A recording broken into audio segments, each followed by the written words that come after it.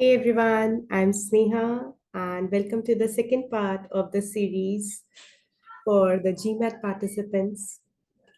This is this episode is called the Cheap Dopamine. And this is inspired by the questions and the queries raised by the participants in the earlier seminar, wherein they shared how difficult it is to concentrate, to maintain the focus. And I thought that let's bring this up so that I can serve you better. So I'll start the session with a story, okay? The caveat is that it is not to boast how I am as a person. That's not the idea. The idea is rather different, and you will come to know about it as I complete this part. So I'll be sharing two events related to my life very recently, which has happened with me. So the first event was I was working with one of my clients, and the client had gone through multiple sexual abuses. And we decided that we need to work on this to help the client to gain her self respect, her self worth back. So usually I plan the sessions, and the first session I decided to let the client process the event. So I regress the client, I ask the client to go to the event, the multiple episodes when that abuse happened, and we processed each of the event. We reclaimed our energies back, released all those energies which were not serving us, and accordingly we proceeded for the session. And after completing all the major episodes of the abuse, we thought that we can end the session this for today and we'll meet in the next session. So since I work on the roots, the next session was dedicated on discovering and finding out the roots because of which the client attracted such incidents on multiple basis, on regular basis.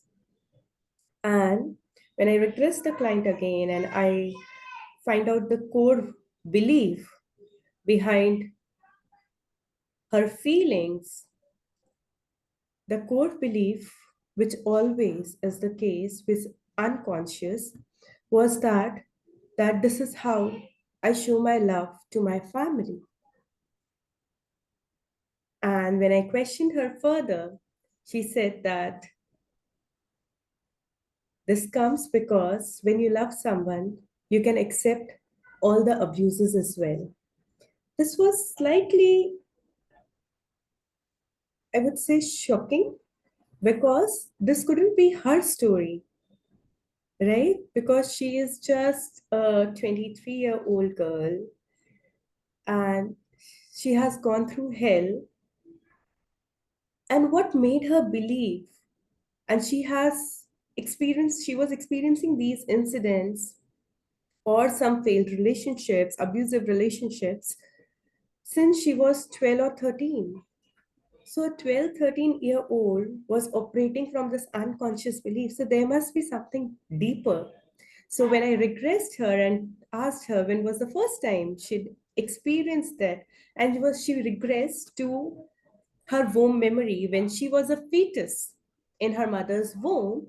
And at that time, her parents were struggling financially, and her dad was very angry, and he used to scream and shout at her mother. And her mother would take it all in because she thought that that is how love is supposed to be. And we did the womb work, we did the inner child hooks, the various ages, significant ages when she had experienced this again in terms of her abusive relationships. And then we did nervous system work where we retrained the neurons and then some coaching work. All this happened, the second part of it, all of it happened in one single session. And at the end of the session, I was like, even I was amazed how beautifully the session progressed. I do believe that it is not me who is channeling this, who is taking the session, rather, it is some higher power which is allowing me to facilitate the session by, and I just become a conduit. So, this is one part of me, okay? Now I'm telling you the second event of my life wherein I had a wedding in my family. It was my sister's wedding, and we just came back home after 5, 6 days of the functions, and there were piles of laundry to do. I decided to clean the room, organize the cupboards, and do all the pending tasks because the house was closed for 5 days. And the maids, as usual, didn't turn up when they are needed the most. So I was just picking up the unused clothes and keeping them in the cupboard. While I was doing that, I just saw a book in the bookshelf. And this reminded me that, oh, I haven't finished reading the book which I had taken for the trip. I immediately left the clothes pile there on the bed. And then I went to the living room. I opened my laptop bag and I saw that book. While I was removing that book from the laptop bag, I saw the pouch where I had kept all the jewelry and the shagan envelopes. And I thought, oh shit, I have not kept it in the locker. And then I picked that, leaving the book there. And I was just sorting out the envelopes, making notes of who has given what, and keeping the jewelry in place. And at that, precisely at that point of time, it started raining. And I love rains. I left everything there. And I went to the balcony and I literally enjoyed the rain. It was like the cool breeze was blowing and I smelled the flowers and I was thinking of hot chocolate and Maggie. Or, and then I spent a good hour there. And when I came back, I entered the living room and I thought, oh, all the suitcases are still opened, and everything is scattered here and there. And then I went to the other room and I saw that the jewelry box is still there on the bed. The envelopes are still lying on the bed. And in the second room, the unused clothes are still stacked. And then I came back, I completed the incomplete task. So both of these are me, right? The one who was actively involved, paying full attention to what the client was saying, navigating her through the difficulties, and helping her face all the resistance. This is also me. And the one who was fully not present in her mind, in her body, who was not even able to do the basic task is also me. And so if both of these are me, then it means that fundamentally I do not have any problem. Because if I can concentrate and deliver results in one area of my life, and I just forget what I was doing in the other area of my life. So it is not that something is wrong with me. However, it does require some deep introspection. And here comes the two types of attention. One is active attention and the other is passive attention. Active attention was the one where I was in the moment, in the present moment, concentrating on the task in hand and working meticulously. And I'm sure you all have those traits. You're very good at your work, completing the projects, doing your best. So, this is where your active attention is involved. And the second attention, which is passive attention, is it's like complete absence of mind. You no longer hear what you are listening. You no longer retain what you were concentrating. You no longer see what you were looking at. It's like you're physically there, but mentally you're not there. And this passive attention is with every one of us. Each one of us face this to some extent, to some degree. How much or how less it is, it depends upon me as an individual. And more than me, it is the environment, the surroundings, and my internal atmosphere or inner emotional landscape, which affects and decides my attention span. So, are you all with me? I hope I'm not boring you all. Does this feel relatable? Anyone who would like to come off mic? Yeah, feels relatable. Okay, thank you so much. Thank you. So, if you would observe yourself, like in the previous webinar, one of the participants shared it very beautifully that, when I am solving the questions in the class, I'm able to do it in 5 minutes. But if I have to solve the same question when I'm alone, it takes me more than an hour. Again, same person, same question. One state was active attention, and the second state was passive attention. So, before understanding how passive attention affects us or how we can resolve it, let's understand what are the factors which contribute to our passive attention span. And it can differ for each one of us. So, while I'll be sharing what can be the possible factors, I would suggest you to make a note what resonates with you. What are the factors which contribute to your passive attention? And then, when we'll be discussing how to resolve it, it will help you to better understand what steps you can take to increase your active attention span and reduce your passive attention or the times when you're unfocused, unable to concentrate, or simply scattered.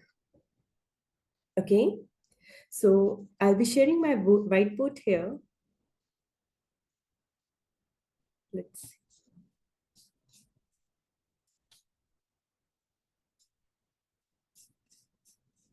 I don't know, the option isn't coming.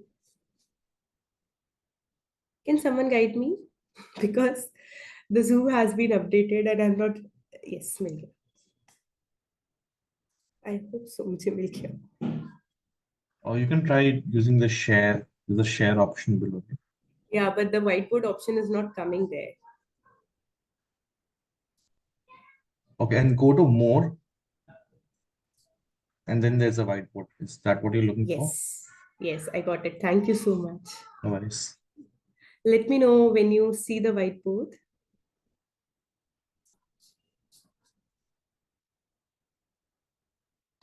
You can see now. Okay. So, passive attention or your inability to focus or concentrate or be simply present comes because of three factors. Okay. The first factor is hyperactivity. The second factor is distractibility. And the third factor is poor impulse control.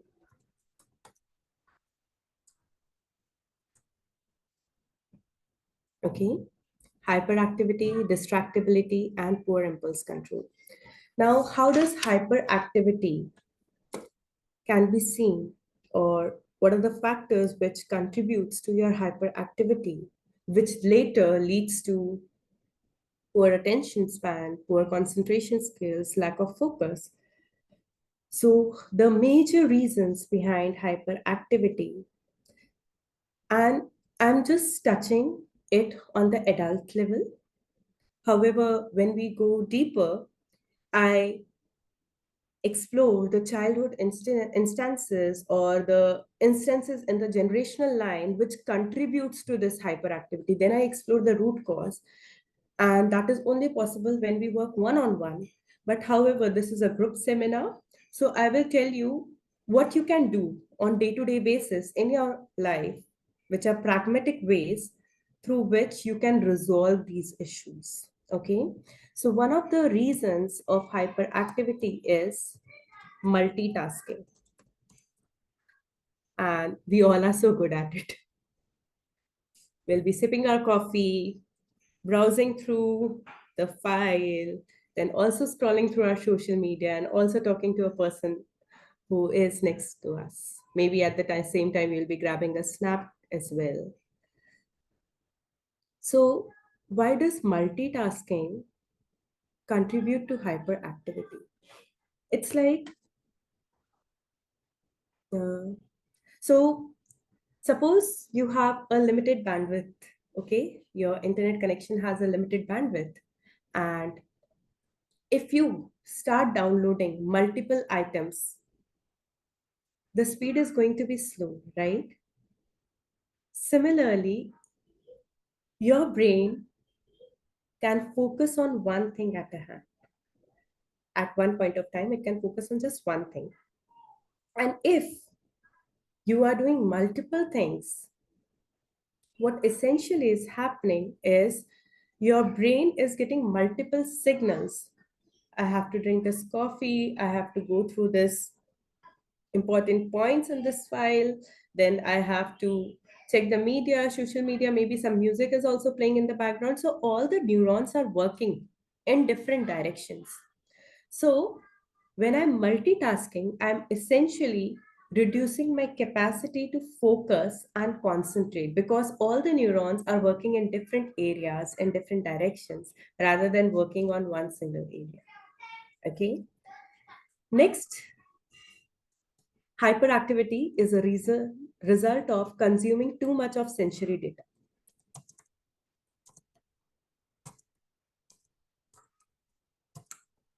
Like one of the participants in the previous webinar shared that they had very good concentration skills when they were in their school or college. However, now they do not have the same capacity. And even you guys would see that when you were younger, you might had a better concentration, but growing up the concentration has reduced because of the consumption of too much of sensory data. For example, now we are addicted to social media to some extent.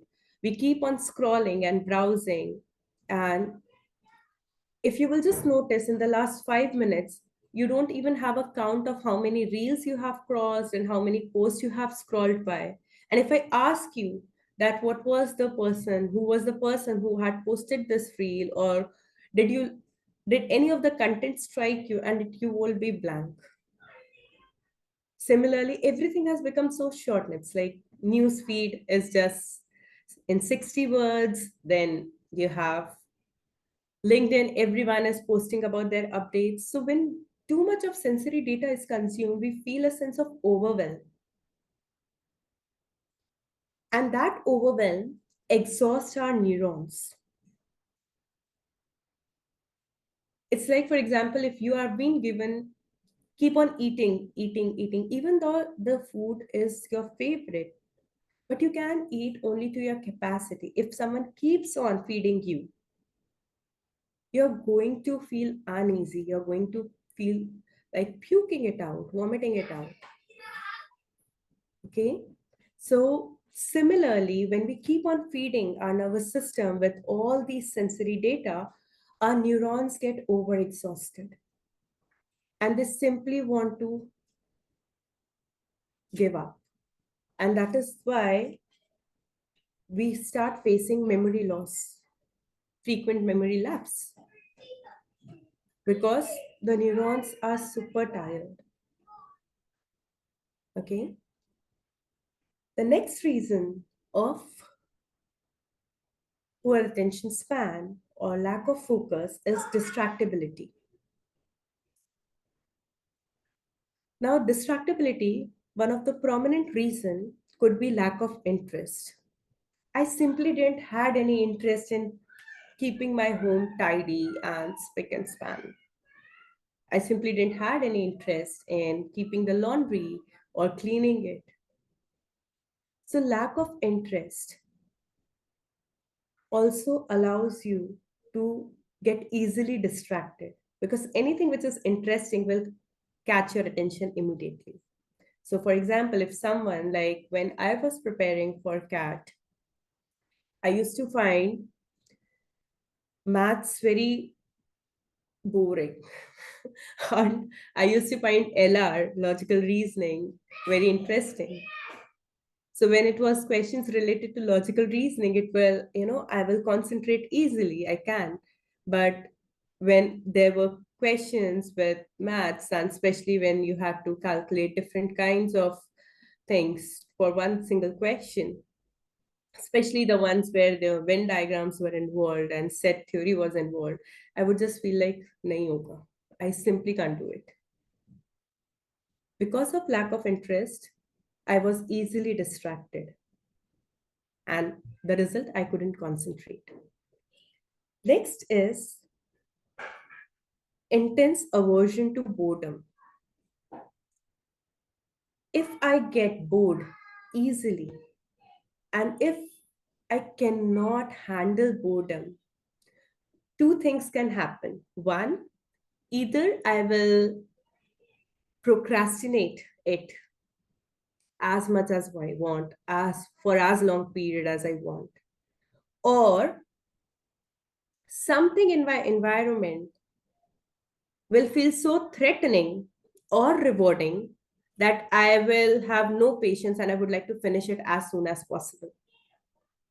And in both the cases, I cannot concentrate. The next reason could be abusing your body by harmful chemicals, either by consuming harmful chemicals or injecting yourself with harmful chemicals. What happens gradually is that initially, whatever substance you want to take, which gives you that high, initially it gives you that kick, the dopamine levels go high, and it stays there for some period of time. And that allows you to feel good about yourself. But the moment the effect of that substance lessens, whether it is alcohol, heroin, or cocaine, I have seen cases where people with addiction issues have told me that their attention span, their focus, the clarity in thinking has significantly altered and reduced, which is affecting their work performance.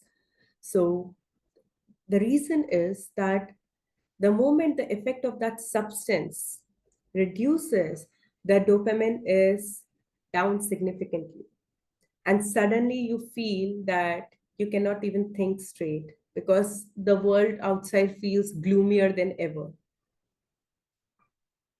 And when we keep on using substance to ease ourselves, to relax ourselves, gradually body's own capacity to build dopamine, to build those hormones which allows you to explore, to create, the natural mechanism is threatened. Another reason behind distractibility is work overload. And in my experience, when I was working with clients who are into big corporates and handling important responsibilities, work overload has resulted in a lack of sleep, which had resulted in the disruption of body's circadian rhythm, because of which they could not focus. Another thing, which is lack of personal time and space. Because of increasing responsibilities, and overlapping responsibilities, and each role, whether we are a employee, whether we are a son or a daughter, whether we are a parent, whether we are a spouse, each role demands a lot from us. And in order to maintain that balance by juggling in each role, in each responsibility, we do not have any space and time for our own personal self, which doesn't allow us to relax, which doesn't allow us to expand and grow. In fact, multiple studies have shown that lack of boundaries, lack of me time has created a lot of pressure, which has increased the cortisol levels significantly, thereby not allowing. Just a second, I will go back to this message. Thereby not allowing you to focus on the task in hand. There is a message, let me go through it.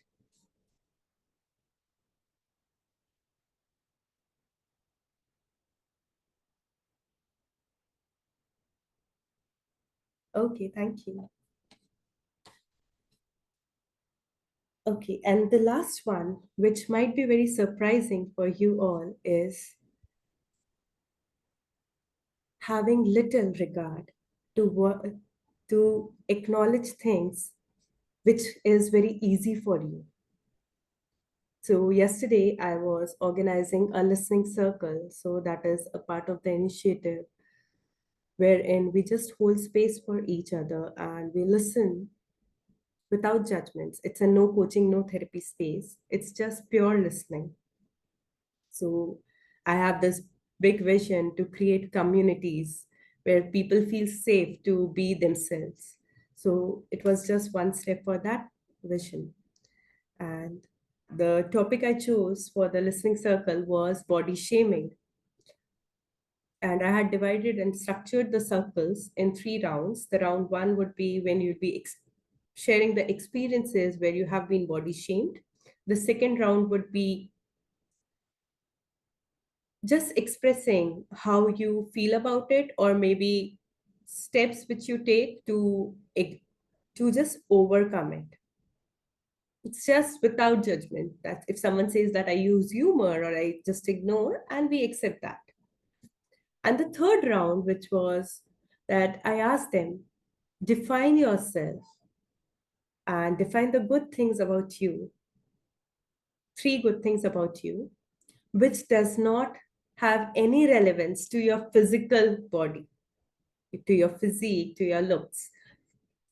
And then I asked the participants to share at least 3 good things which they feel about themselves. And not surprisingly and unfortunately, people could not even think one thing about themselves. And then one of the participants said, I can share only one thing, that I'm very helping and caring. And then the second participant said, oh, yes, even I feel that I'm helping and caring. So the point I'm making here is that we simply do not pay heed to the things which come so naturally to us, which come so easily to us. And because we do not give them any attention, we don't build on them and rather focus on things which doesn't come easily to us. Again, overstressing our neurons, overexhausting them. So this was all about distractibility. The third, which is the most significant of all, is poor impulse control. This poor impulse control is not a product of your current environment. It's not a result of your current environment, the environment in which you are living, or the daily distractions. Rather, it comes from your internal environment and your emotional atmosphere. All the guilt, all the shaming, all the self judgment you have about yourself, all the low self esteem you have about yourself, the self criticism, all those things allows you to push yourself. And that pushing is not something which I would like to do it for myself. Rather, I push myself because I crave good opinion from others. I'm frustrated with failures. I have the tendency to either blame myself or someone else if anything goes wrong. This poor impulse control comes because I'm unable, my inability to say no, because maybe I have super great self confidence, a particular kind of image which I have made, a high achiever according to the social standards. But deep down, I feel that I have this deep void, and no matter what I do and how much I do, it's not going to fill up, it's not going to help me. And therefore, poor impulse control, although all three of them have their roots in the childhood, but the first two, the hyperactivity and distractibility, we can change significantly by altering our environment, our external environment, our day to day environment. Poor impulse control needs to be explored deeper because that is shaped by those inner beliefs which we had decided or which we had thought when we were a child. It was shaped by the emotional availability of our parents, the emotional atmosphere of our surroundings, of the home where we were growing up. And therefore, poor impulse control cannot be handled by small techniques or strategies. However, distractibility and hyperactivity can. So far, is it resonating? Are you able to follow it or not? Let me know.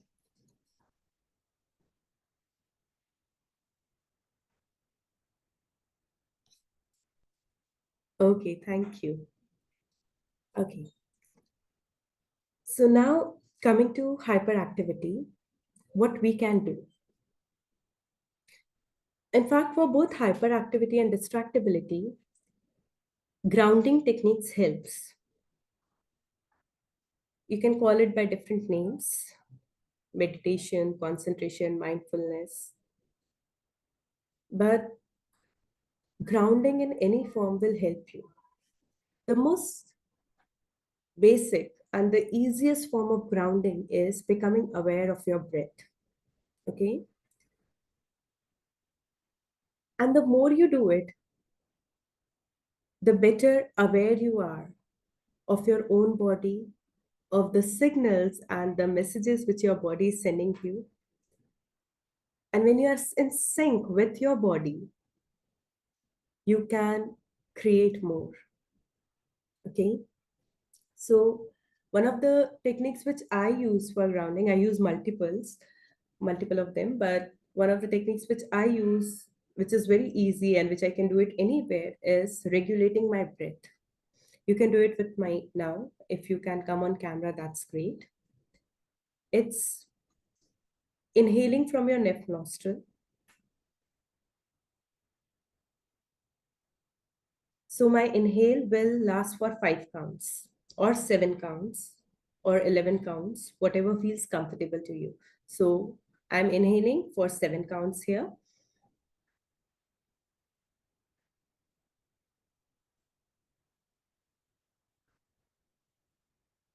Then I'm holding for 7 counts.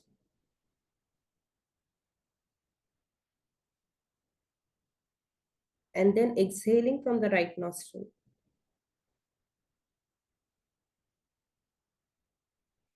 Okay.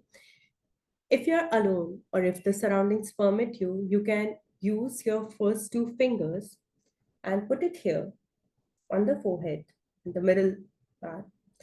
And with your thumb, press your right nostril. Inhale from your left for 7 counts or 11 counts. With third finger, hold your left nostril, holding your breath, and then releasing it. And then inhaling from the right, holding it, and releasing it. So, this cycle, if you do it, if you're holding it for 7 breaths, if you do this cycle for 21 rounds, so one round is left inhale, hold, exhale, right inhale, hold, exhale. Okay, so that is counted as one round. So if you do it for 21 rounds, within 5 6 days, you will start sensing changes. And you can check it yourself. The moment you do that, in fact, right now, at this moment, if you'll just inhale and keep your hand here and exhale, and you will see which nostril is working. Are you able to exhale from both the nostrils or not? If you are able to exhale from both the nostrils, your Ida and Pingla nadis, or in the Western world, we call it masculine and feminine energies, are in sync. So, masculine energy is for your action taking, while feminine energy is for receiving and ease. That comes into balance. And if it doesn't come, if both the nostrils are not working at the same time, then with regular practice, you will be able to do this. This is one form of grounding. For people who find it difficult to hold, another way of grounding could be visualizing or maybe concentrating on one object, okay? And just inhaling and exhaling. You don't have to put a count here. Just inhale as deep as you can and exhale as deep as you can, concentrating fully on that object. You can keep your eyes open if you cannot keep your eyes closed, because I have seen certain people who find it very difficult to focus when their eyes are closed. And if you can, close your eyes and maybe visualize a white light or a blue light in the center of your eyebrow and do that. That is one way of grounding. Another way of grounding, which is easier than these two, but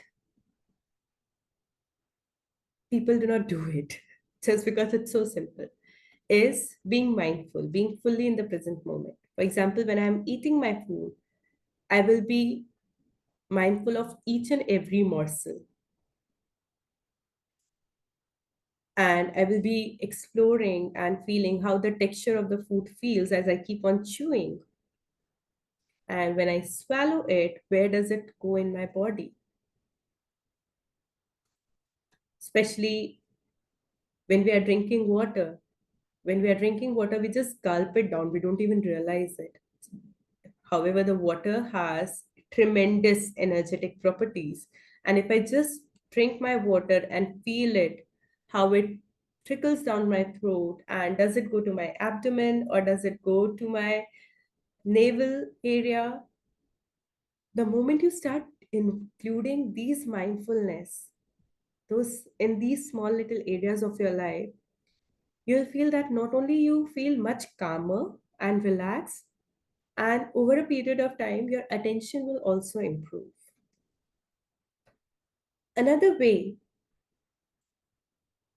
is by restricting and using that divine button, which is known as mute. So, and unfollow. So, on my Instagram, I have literally used mute and unfollow to all my relatives, all my friends. I simply have muted them if I couldn't unfollow them. And I have reduced my consumption. I have set timers on my phone, and I will not check my phone. I will not check my phone for the first thing in the morning. I will switch off my phone or keep it in airplane mode as many times as I can. And I know it is not practically possible for each one of you, but if you can just set a selected time slot, a limited time slot for your social media consumption, whatever feels right to you, it will help you stay grounded. Another thing which you can do is using alpha sound waves. Okay, so alpha sound waves are responsible for enhancing the concentration. So, for example, when you're sitting for a GMAT preparation and maybe you don't find something very interesting and yet you have to do it and you're struggling to concentrate, just prior to doing the task, to solving questions, if you just take 10 minutes before and use pure alpha sounds, and there are multiple in YouTube. So you just have to Google pure binaural beats, alpha waves. Okay. And don't do it for longer period of time.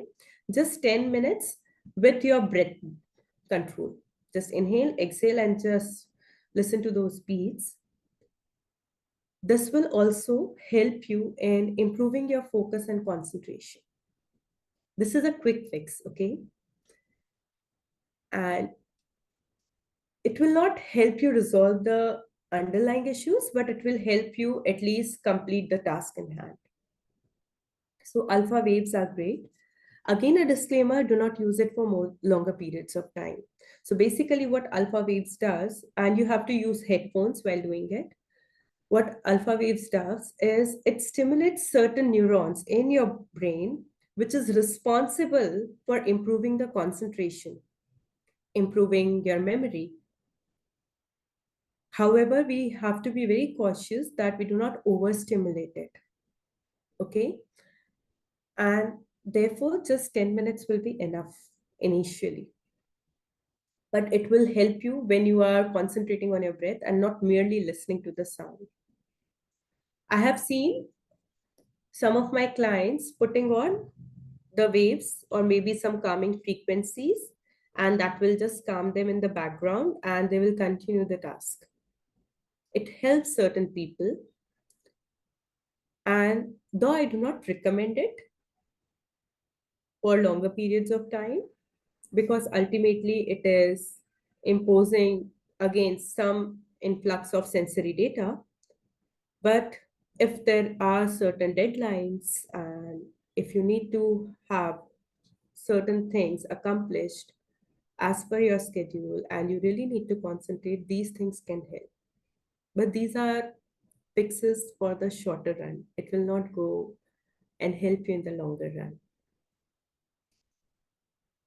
Next thing which helps a lot is talking in mirror. Okay, so this may sound funny, and this I do with my clients who suffer from low self-worth issues and especially body shaming, who have seen or who have gone through sexual abuses.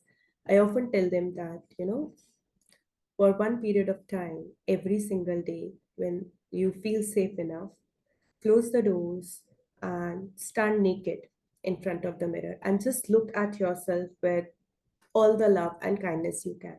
And though it sounds very simple,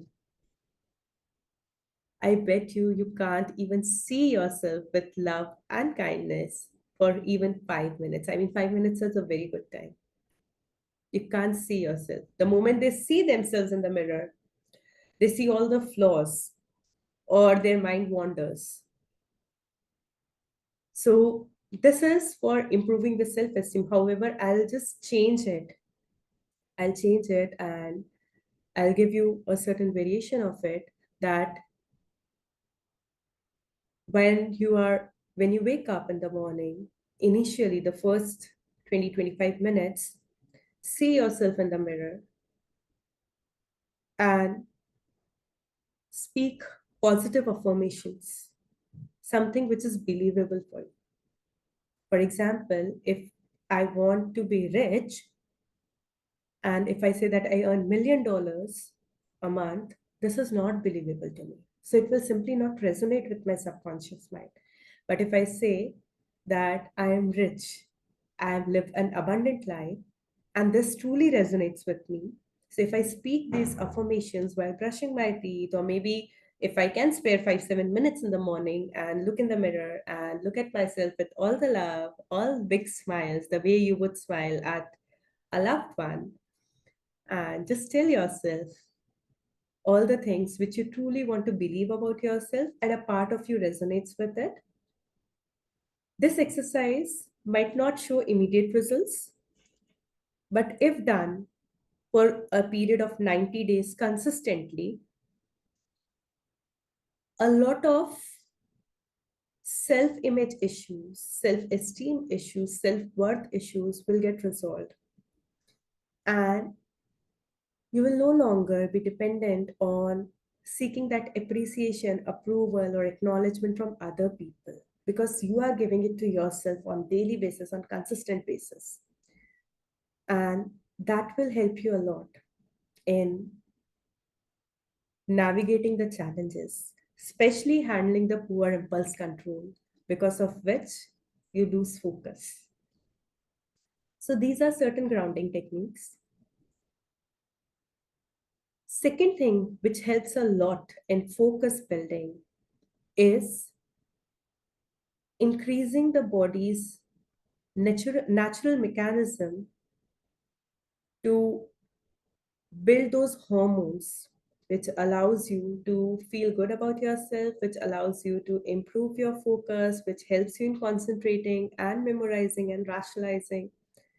And you do that, one, by clean diet, second, by movement, any form of movement, whether you exercise, you hit the gym, cardio, strength training, any form of dance, any form of trekking or cycling, swimming, any form of exercise, if you can include yoga, aerobics, anything, if you can include it in your daily basis, the body's natural ability to build those hormones will increase significantly, which will result in improved focus. Okay. Another thing, I'm just checking if I have not missed any point. And yes, last thing is allowing yourself to be seen for who you are. So I have a client and I have given him this exercise that you have to daily update me on anything which you have liked about yourself in a single day. It could be as small as reading a book to my son, doing the laundry and helping my wife, or reading a book, or maybe handling a meeting or successfully completing the project. It could be anything, but I want you to write it down. Like I do it myself as well. All the testimonials of my clients, all the appreciation and the voice notes they send, and some are truly, truly very personal. And it overwhelms me always whenever I listen to them. I have created a separate WhatsApp group for myself and I forward all those testimonials in that group and I read them daily. Okay. And similarly, I asked my client that you have to update everything on that same message, edit it and keep on adding to it and keep writing all the things which you have done, even the smallest of tasks which you have done and which made you feel good. Like, for example, one day he wrote that I played with my son and I played music with my son and we danced a lot. And I asked him to add it. One day he said that, so he doesn't live in India, so they do not have helps. So one day he helped his wife to clean the entire house and I asked him to add it. So all the things which you do on daily basis, which comes naturally to you, and which you don't even pay attention to. If you start writing them and keep reading them, keep revisiting them, all your accomplishments, all the things which make you you, what will happen is gradually those things will become your by default state.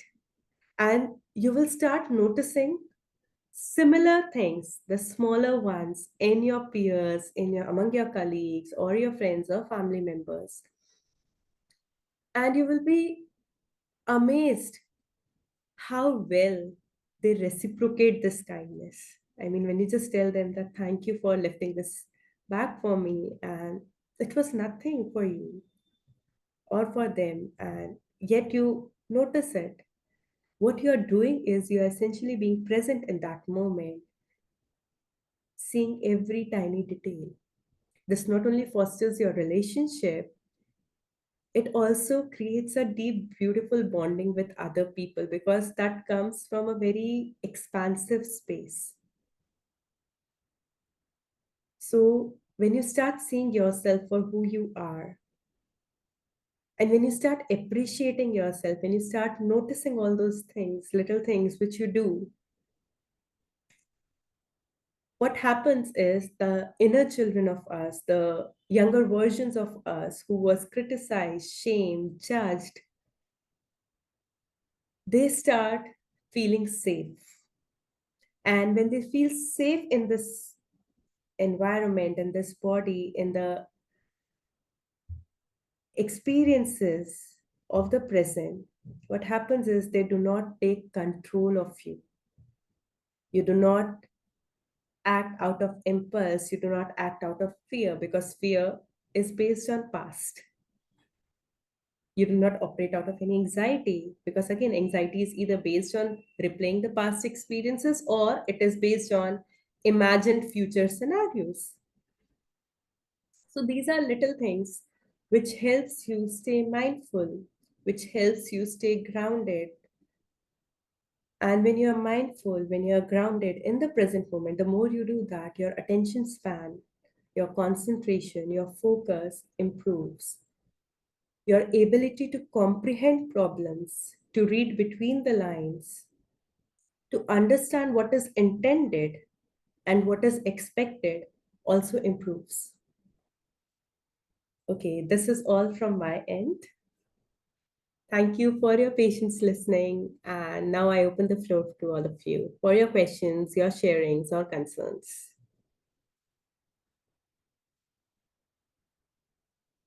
Anyone who would like to go ahead?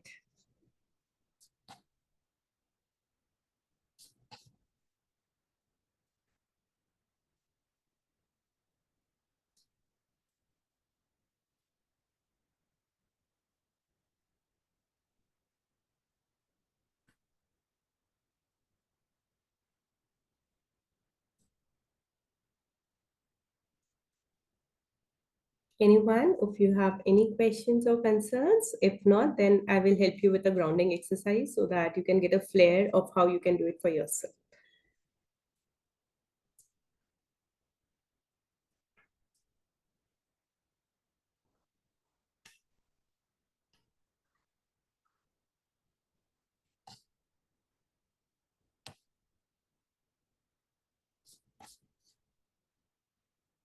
Yes, Hitesh, please go ahead. My question is, one hand, we say that we should not depend on external validation because there we are giving control to other. But then when we start this tradition of complementing each other, aren't we developing the habit of or expectation, building the expectation of uh, getting appreciated because that's what our mind is trained to, right? When we give and receive. So Right. it seems little contradictory to me. Okay. So understand there is a difference here in the approach. One is I'm giving certain compliments because I want to be noticed. Okay. It is coming out of a craving to hear good about myself, to hear good opinion of other people about myself. That is coming from a void, a space of a void. And yes, in that case, it is detrimental because no one is responsible to make me feel good. Let's be brutally honest here that no one in this world is responsible to make me feel good or feel bad for that matter. Because when we compliment other people to validate them or to seek that validation from them as a response, what happens essentially is we are operating from our void and we are projecting that void on other. And if that void is not met by the other person, if that expectation is unmet, what happens is it builds a resentment, a restlessness inside us. So, this is one space. However, what I am sharing is another space where I give all that acknowledgement and that appreciation which I crave from others to myself. Okay, I become the source of it. And I fill myself up with so much of love, so much of happiness and appreciation that it comes as a genuine expression. So if someone does something for me, I'm genuinely happy and I express that. That is basically I'm spilling what is inside me. So I'm spilling, since that abundance of love is inside me, I'm just spilling that. And you might have noticed, Hitesh, that you could differentiate when people compliment you genuinely and when people just compliment you out of courtesy. When they do it out of courtesy, it is coming from that space of void. And therefore, it doesn't feel very joyful to you. However, when it comes from the space of genuinity, it gives a strange happiness to you, and you remember that compliment even after years have passed. So it's not coming because I want to validate other person. It's coming because I appreciate, and that is coming from my own abundant state rather than forcing myself on the other person.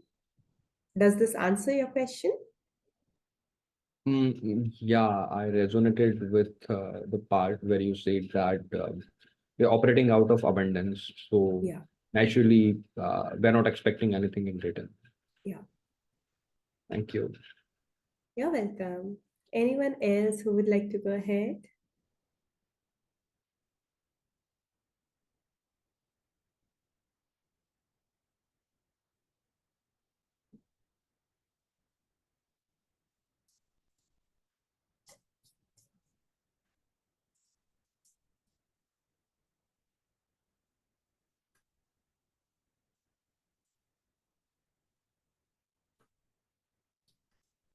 आज ज्यादा bore कर दिया क्या?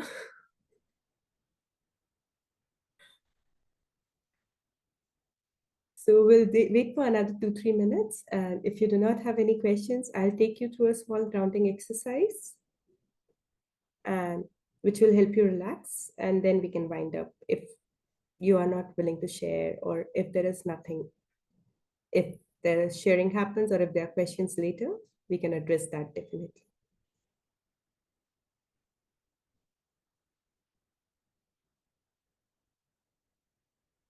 Okay, great. So we can move to the exercise.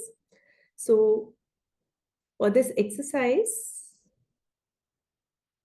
I would ask you to sit in a very comfortable position. If you're sitting cross-legged, then take a back support. If you're sitting on a chair, take backrest and ensure that there is a space behind your knees and between your knees. Okay, so that your pelvic floor is opened. It will be of great help if you can come on camera. Then I will be able to regulate with your nervous system. And if it doesn't feel right to you, then also it is fine. So let me know when you have seated in the position which is very comfortable to you.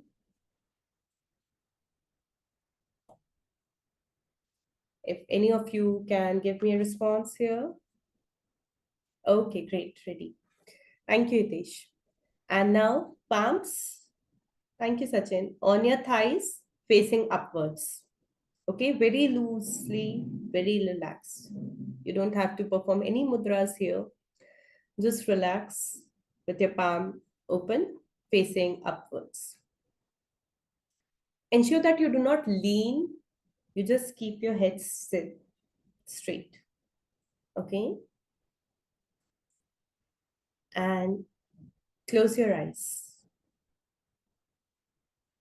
Inhale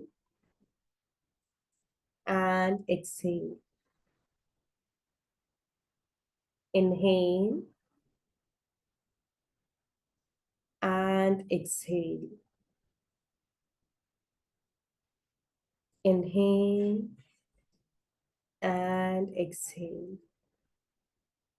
Become aware of your breath. Feel your breath as it reaches to your nostrils.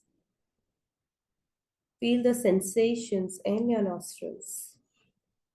Keep on inhaling and exhaling as your breath moves further upwards towards your forehead, then to the crown and to the back of your head. Keep on inhaling and exhaling as your breath travels to your throat. Become fully aware of the sensations in your throat. Keep on breathing, inhaling and exhaling, and focus your attention towards your neck. Now visualize your entire face and neck and feel your breath. Keep on inhaling and exhaling. And as you keep on inhaling and exhaling, become aware of your shoulders. Focus your breath, your entire awareness on your shoulders, and see all the responsibilities which you have been carrying falling off. And as you keep on visualizing that all the responsibilities which you have been carrying on yourself, all the burdens which you have been carrying, all the stress and tensions which you have been carrying, all of it falling off from your shoulders, you will feel that your shoulders are relaxing. With 3 deep inhalation and exhalation, your shoulders will relax fully. Inhale, exhale, inhale, exhale, inhale, and exhale. And you will feel the shoulders relaxing fully and completely. Keep on inhaling and exhaling at your own comfortable pace, and focus your awareness, bring your awareness to your arms. Feel the breath in your arms. Direct your breath towards your arms. And as you direct your breath towards your arms, you may feel sensations in your arms. Just become aware of them. Keep on inhaling and exhaling as your attention moves towards your elbows, your forearms, your wrist, your palms, and your fingers. Feel the energy of this life-giving force, your breath traveling to your entire hands. Keep on inhaling and exhaling. And now bring your awareness to your chest and feel your lungs expanding and contracting as you inhale and exhale. Take some moments here. Become aware of how your lungs expands, your chest expands as you inhale, and how it contracts as you exhale. Keep on inhaling and exhaling. Feel the expansion, feel the contraction of your muscles. And now focus your attention towards your upper abdomen.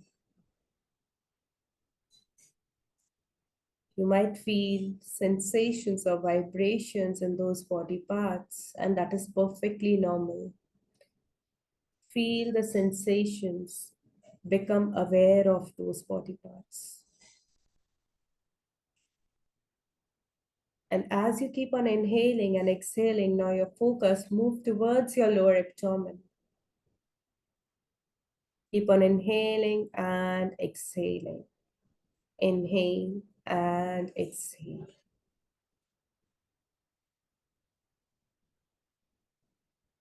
Keep on inhaling and exhaling as your attention moves towards your pelvic floor, your genitals.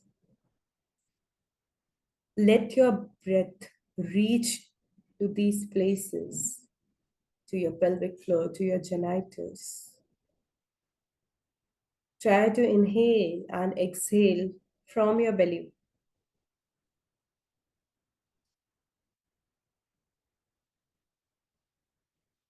And as you inhale and exhale, stay here. Focus on your pelvic floor and the sensations in your genitals. And then move towards your thighs. Keep on inhaling and exhaling. And now bring your attention towards your knees. Let your breath focus on your knees for some time, because this is the place where we store our pride, our honor.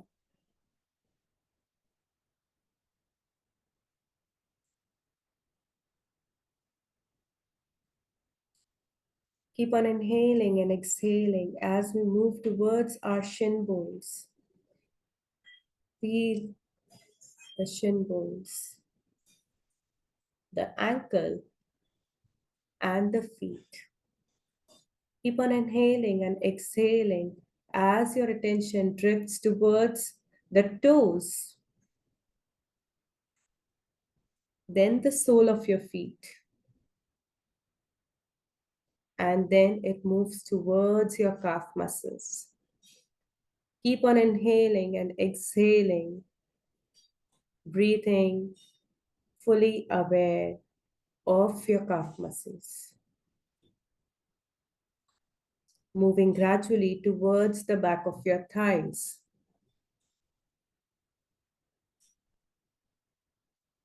Keep on inhaling and exhaling as your attention moves from your thighs to your buttocks and your lower back. Inhale and exhale. Keep on inhaling and exhaling as the energy moves towards your middle back. Feel the power of your breath here.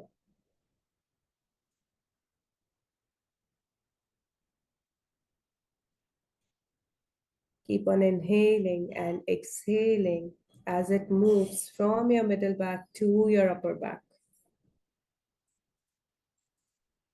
Inhale and exhale.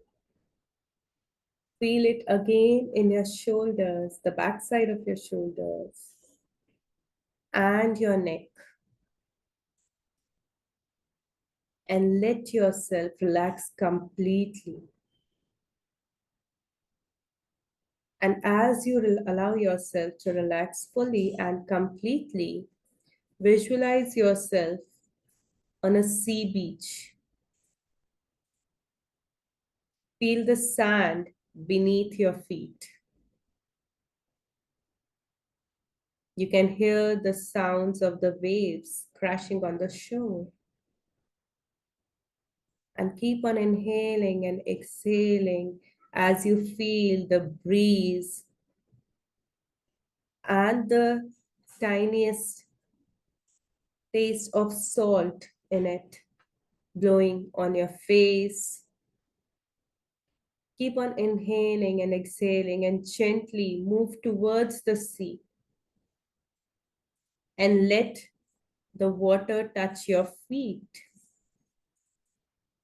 And as the waves touch your feet and go away, visualize the waves coming, touching you and taking all your worries away from you, all the stressors away from you. All the things which want to release, which no longer serves you, which binds you in any way, which prohibits your growth, which doesn't allow you to grow, see those waves touching you and taking it away from you. Stay here in this moment as all of it is taken away, all the things which no longer serves you. Let it all go away.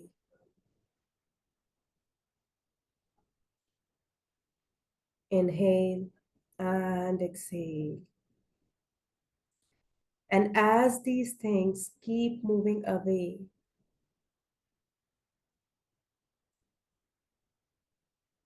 feel your body relaxing completely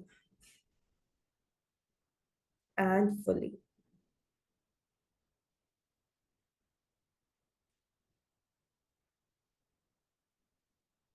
And when you feel relaxed enough, you can come back to the here and now. Take your time as long as you want. Stay here for some moments. Allow yourself to relax completely. And once you are done, you can gently, very slowly open your eyes and come back to the here and now and let me know once you are here.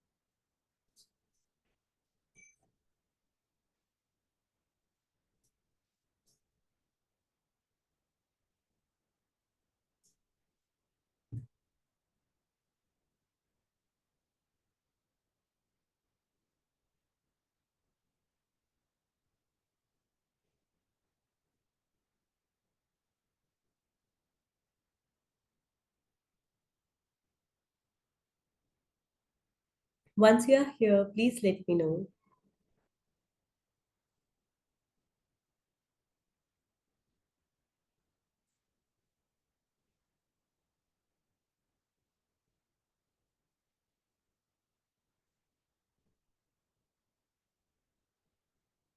Okay. Okay, great. Thank you. Many of you have responded. So, any one of you who would like to share your experience, or would you like to share about the takeaways or anything which resonates with you, or would you like to help my help in any of the areas of your life? Let me know. We are open to questions.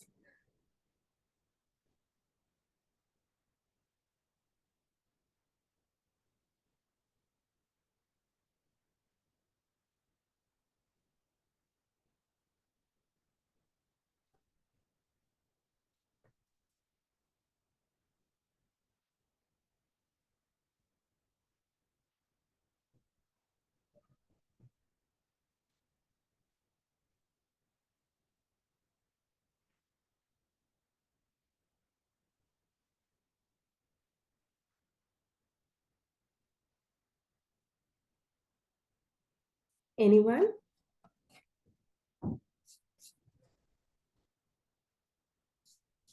Okay. We'll wait for. Okay, I have a message here.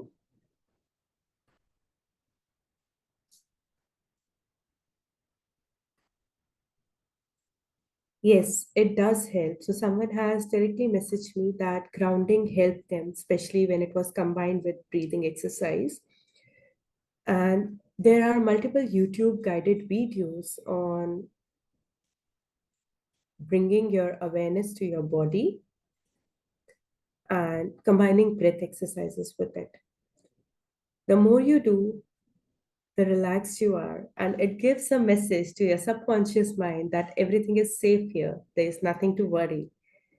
So your subconscious doesn't stay on that vigilant mode, that alert mode, and then they can then the subconscious mind can relax and the prefrontal cortex can take over, and it will allow you to focus more and concentrate more and become more rational and logical in your approach. So you can practice this multiple times a day, especially people who have difficulty in sleeping. There is a form of it which is known as, I'm just forgetting the name, Yog Nidra. You can just Google or find it on YouTube as well. And Yog Nidra also helps you a lot in relaxing and having deep sound sleep. Of course, these are not one night, overnight magical kind of things. You have to practice it consistently for a period of time, and it will help you. Thank you. Anyone else who would like to share?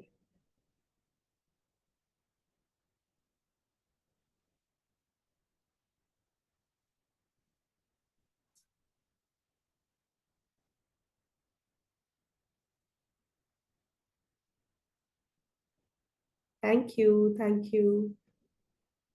Okay, I guess we are near to the closure, and I will upload the recording link and send it to you on your Gmail address.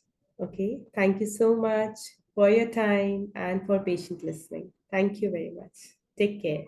Bye. Thank you. Thank you so much.